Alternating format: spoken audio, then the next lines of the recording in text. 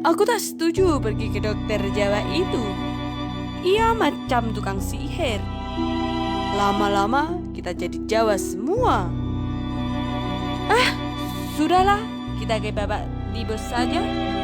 Jelas ia suku kita. Anak kau ini sudah mau lahir. Jangan jadi pikir Jawa atau Papua. Sekarang panggil itu dokter. Kau saja yang panggil. Kau kan yang melahirkan. Ini perbuatan kau juga. Dokter! Dokter! Dokter! Suara siapa itu? Masuk saja. Dini hari seperti ini tidak baik berada di luar rumah. Apa? Melahirkan? Bapak, Mama, masuk saja dulu. Tunggu sebentar ya.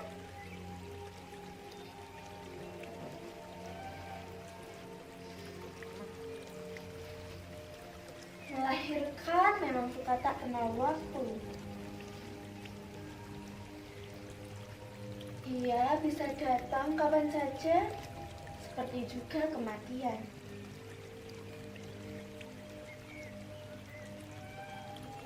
Mamai, masuk sini. Ayo masuk, ke sini sudah. Iya, kematian. Kenapa aku jadi melantur begini menyebut kematian? Selama 3 tahun aku di sini, puskesmas ini jadi saksi bahwa kelahiran dan kematian itu tidak pernah adil. Kau boleh ngotot mengatakan bahwa kematian selalu diimbangi dengan kelahiran. Begitu kan? Tapi pendapat itu harus sudah dikoreksi sekarang ini. Hukum itu membuat jumlah manusia selalu sama. Di beberapa tempat, kelahiran jauh lebih banyak daripada kematian. Lihat saja kotamu sendiri. Semakin hari, pemukiman merambah sawah-sawah para petani. Ruko-ruko merambah sampai ke hutan-hutan pinggir kota. Itu tandanya kelahiran jauh lebih banyak daripada kematian. Kau harus tahu, di sini hukum keadilan keseimbangan itu tidak ada. Sebagai orang Jawa yang mewarisi ajaran harmoni dari para tetua, aku merasa dibenturkan pada fakta pahit yang berbeda dengan apa yang pernah diajarkan. Aku jadi saksi. Setiap kesakitan di sini hampir selalu berakhir dengan kematian. Kau tahu, terkadang aku merasa gagal menjadi dokter. Seharusnya aku bisa menjadi pencegah kematian. Aku tahu, aku bukan malaikat. Tapi kegagalan demi kegagalan membuatku ingin menanggalkan profesi ini. Kembali jadi manusia biasa, sehingga tak harus memikul beban profesi. Tapi mungkin ini sudah takdirku. Bapak, Mama, ayo sini, ayo masuk, ke sini sudah. Jangan lama-lama di luar sana. Ini puskesmas satu-satunya di sini. Aku tahu aku bukan malaikat penyelamat, tapi setidaknya bayi dalam kandungan itu bisa menghirup udara segar di desa ini. Ayo Ma, ayo masuk. Aku tunggu di sini.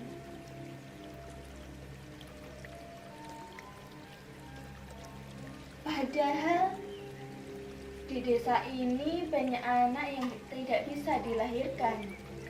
Yang dilahirkan saja belum tentu selamat. Bahkan sudah dilahirkan banyak yang tidak punya kesempatan jadi kanak-kanak. Kau tahu? Sejak semingguan yang lalu sudah ada 61 anak meninggal di desa ini. Kau pasti sudah dengar. Kabar buruk ini sudah viral di media sosial yang sebelumnya juga sudah dimuat bertubi-tubi di koran. Katanya Bapak Presiden sudah tetapkan ini sebagai kasus gizi buruk terburuk sepanjang sejarah modern bangsa ini. Kalau aku boleh bercerita begini. Dulu ada kasus di desa ini. Desa ini pernah kehabisan beras. Asal kau tahu, beras ini tidak tumbuh di desa kita. Jadi, kita harus ambil beras dari kota kabupaten memakai perahu. Dan itu memakan waktu sekitar 2 hari. Suatu ketika, perahu pembawa beras katanya pecah setelah menabrak batang kayu di sungai. Berasnya hanyut di sungai dan orang-orangnya habis dimakan buaya. Anehnya, warga malah beramai-ramai datang ke puskesmas. Mereka tuding aku sebagai dalang pelakunya.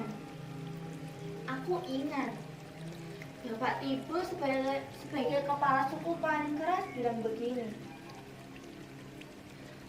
Kami juga ingin makan beras seperti orang-orang Jawa.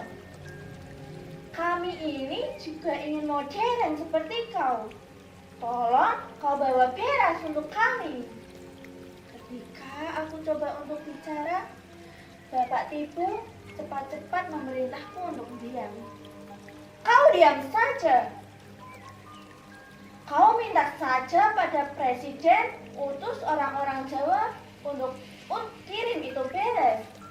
Kami ini bukan cuma lapar, tapi ingin maju toh.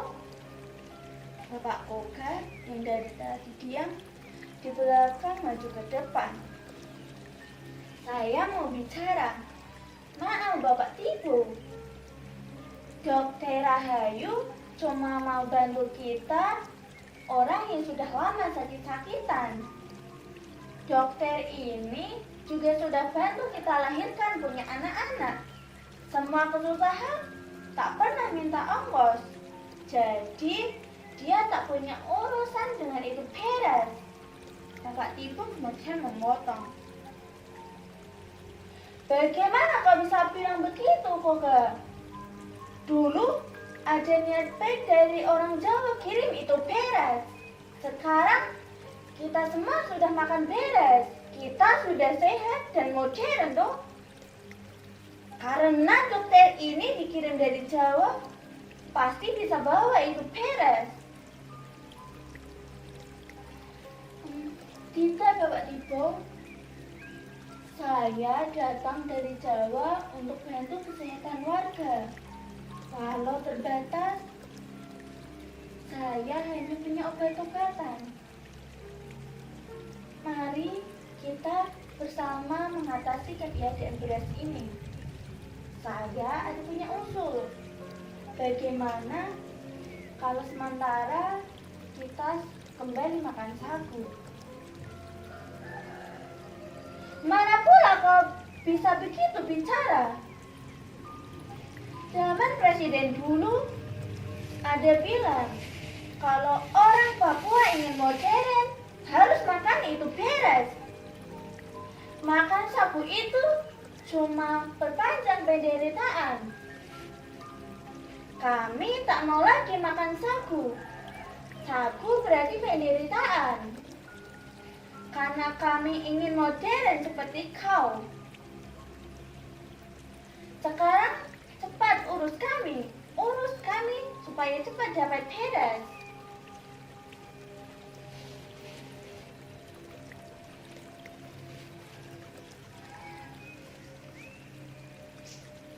Kau pasti berpikir, orang-orang di sini kaku dan keras kepala kan?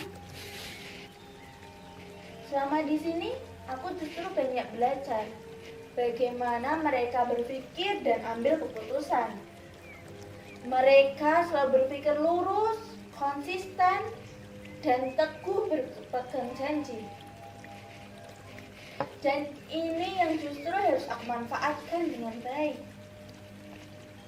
Kayak Tibo, begini, saya boleh tanya kan? Kemudian dia mengangguk.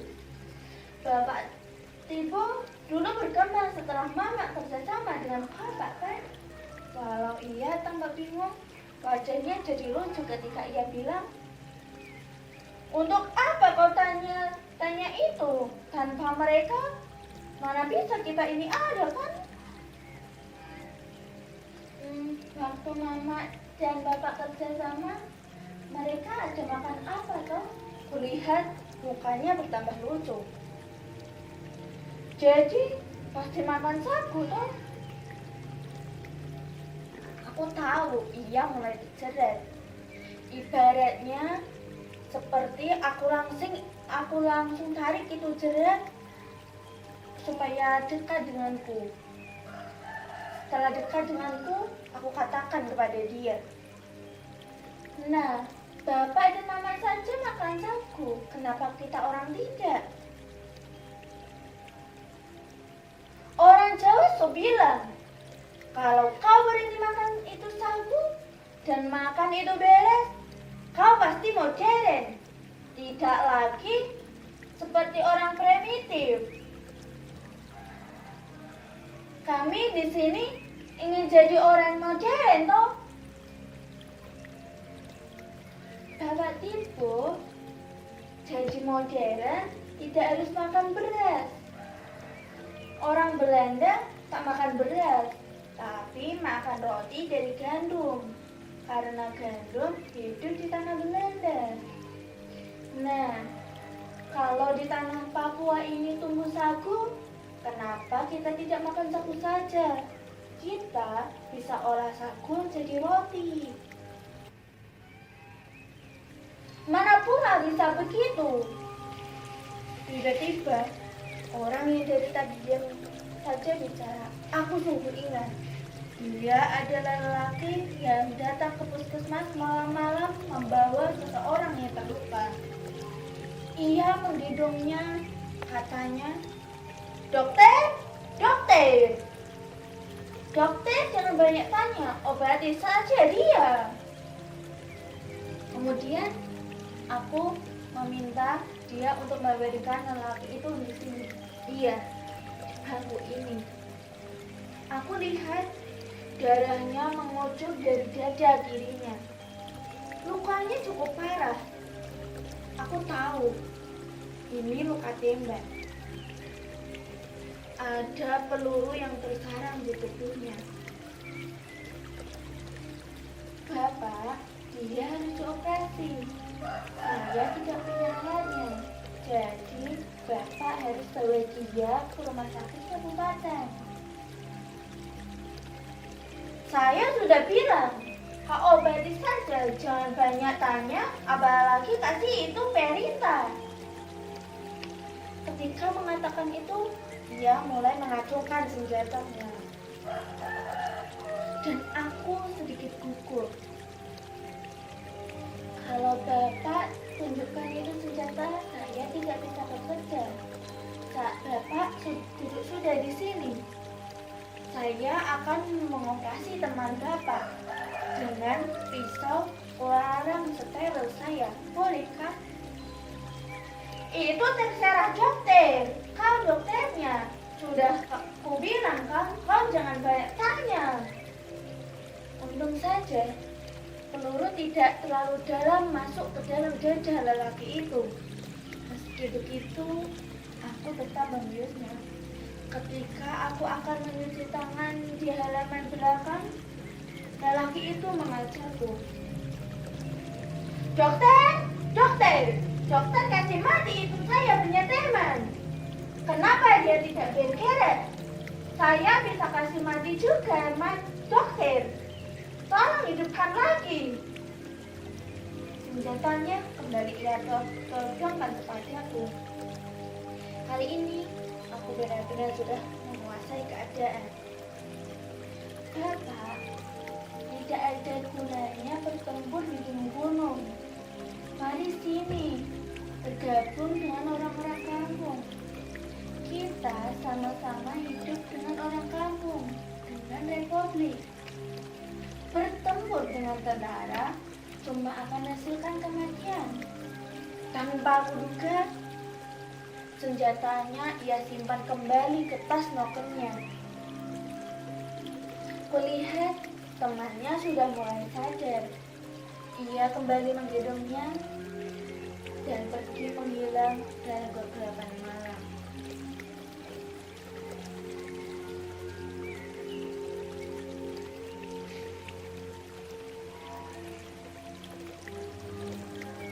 Aku datang lagi dengan ceritaku tentang orang-orang malam itu. Lalu lelaki itu sudah begini. Sagu kami ini sudah habis dimakan tentara. Apa yang bisa diolah jadi roti? Bagaimana kalau besok pagi kita sama-sama pergi ke hutan? Kita cari sagu dan olahnya jadi roti. Bagaimana Bapak itu? Bapak setuju kan? Keesokan harinya kami sama-sama pergi ke hutan.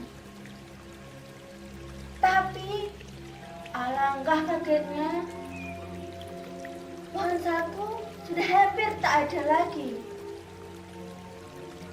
Lahan sagu yang dulu keketahui menghampar luas di sini sudah berubah jadi hamparan sawit yang begitu luas.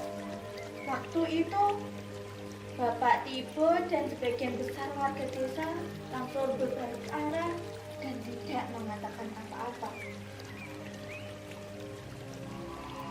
Sejak saat itu, sikapnya mulai mengeras dan ia tetap ngotot ingin makan beras. Dan pemerintah di Jawa harus bertanggung jawab pada keadaan di sini. Tragedi kekurangan gizi di sini itu karena pemerintah Jawa telah mengganti sagu dengan beras. Padahal beras tak pernah ditanam di sini. Sehingga beras harus didatangkan dari luar pulau.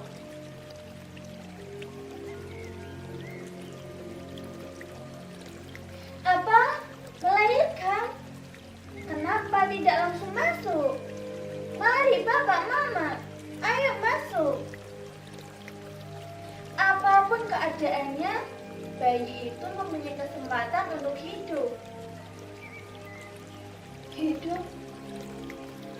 Disitulah terus terang aku merasa gagal. Aku merasa gagal sebagai dokter. Dikirim jauh-jauh dari tanah Jawa sampai ke pedalaman Papua. Di sini, di tengah kekayaan alam yang melimpah, mengapa tragedi gizi buruk bisa terjadi? Sungguh tak bisa aku nalar lagi. Sudah ku coba menjadikan kematian demi kematian sebagai energi untuk bertahan. Tapi bukan kematian yang menjadi soal saat ini. Hidup menderita di tengah kelimpahan berkah yang menjadi soal saat ini. Bagaimana mungkin di surga terjadi kelaparan? Sampai suatu hari, seorang transmigran asal Bali yang tinggal tak jauh dari desa datang menyantap hidupku. Ia datang kemari untuk berobat, karena di desanya belum ada puskesmas. Ia hanya bilang, hidup itu harus menanam, tak bisa langsung memiliki hasil. Kalimat itu begitu sederhana, tetapi membuatku berpikir sepanjang malam. Warga di sini dulu memang sebagian menangkap ikan di sungai dan sebagian lagi mencari sabut di hutan untuk dijual. Tetapi setelah sungai tercemar oleh limbah dan sabu menyusut karena pembukaan lahan perkebunan, kehidupan warga benar-benar morat-marit. Dengan sedih menceritakan, dulu anak-anak cuma disuguhi batok dan sabut kelapa muda. Para pelanggan cuma diberi buah nipah yang banyak tumbuh di rawa-rawa. Itu pun kalau masih ada.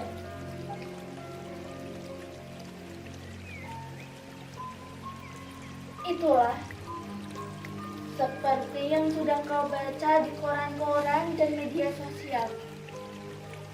Desa ini dilanda bencana gizi buruk. Aku merasa aku harus bertanggung jawab atas kejadian ini. Rencana semula ini pulang ke Jawa terpaksa aku batalkan.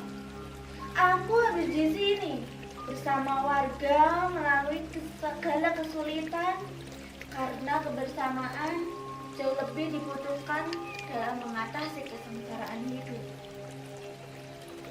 Aku tahu Bapak Tibo tak pernah paham denganku.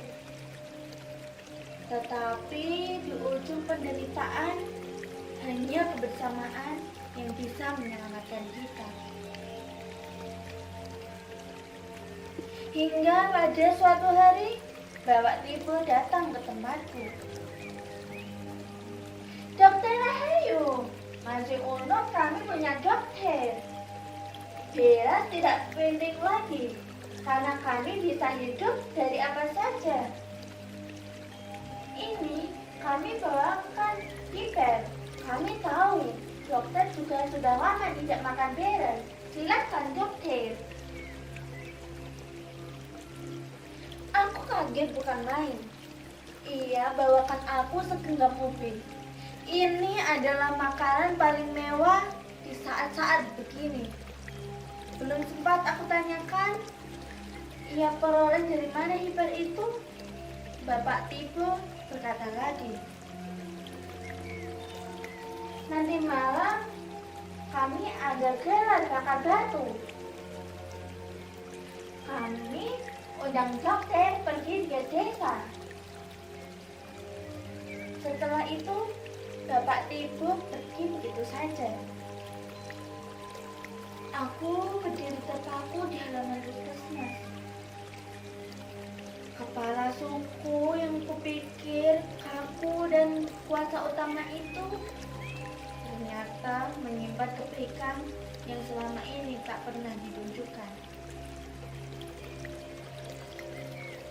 Sepanjang hari aku berpikir, tradisi bakar batu biasanya digelar sebagai ucapan rasa syukur dan menyambung tali silaturahmi warga.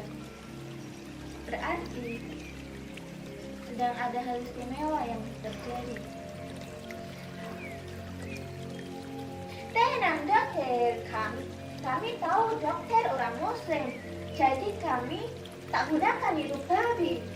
Kami cuma bakar sayur dan hiper, kata Bapak Tibo ketika ia menyambutku di gerbang kampung.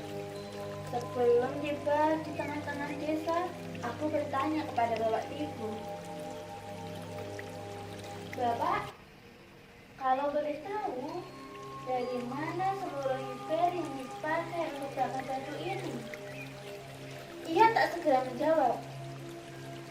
Pria berbadan kekar walau usianya sudah 60 tahun itu cepat-cepat menuntunku ke dalam kerumunan warga.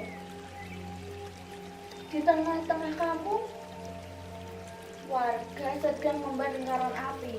Mereka sedang membangun batu-batu besar sebesar genggaman tangan dewasa.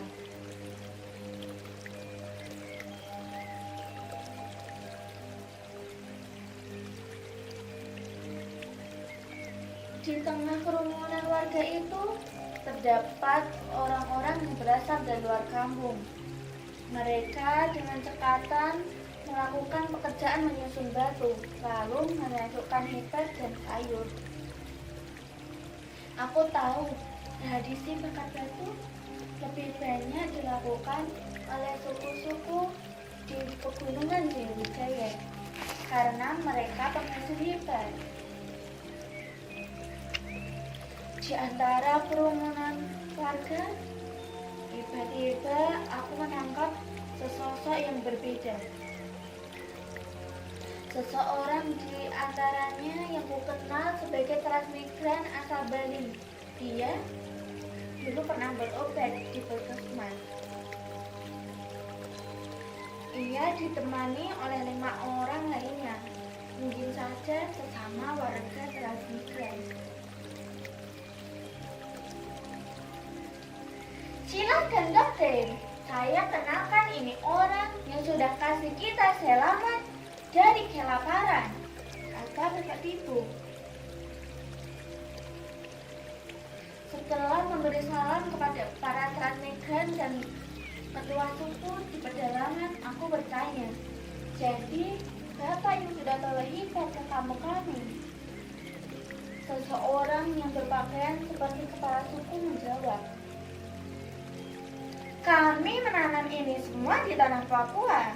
Tentu ini semua untuk orang Indonesia, katanya. Nah, sekarang silakan saudara-saudara memaknai sendiri kata-kata kepala suku dari pedalaman itu. Aku mohon undur diri. Masih ada pasien yang menungguku di luar halaman. Bapak, mana? Ayo masuk sini sudah. Puskesmas ini terbuka untuk siapa saja. Tak usah takut pada dokter Jawa. Kita semua bersaudara toh.